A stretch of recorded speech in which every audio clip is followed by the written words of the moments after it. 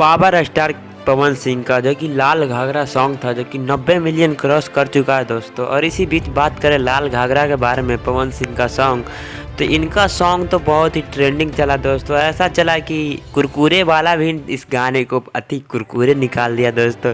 लाल घाघरा कुरकुरे, जिस तरह से आप लोग देख सकते हैं कि लाल घाघरा पे भी कुरकुरे का पैकेज बनाया गया दोस्तों। इसी बीच बात करें कि इनका बहुत सारा गाना आया था तो उस पर भी लाल घाघरा के जैसा ही कुरकुरे बनाया गया था।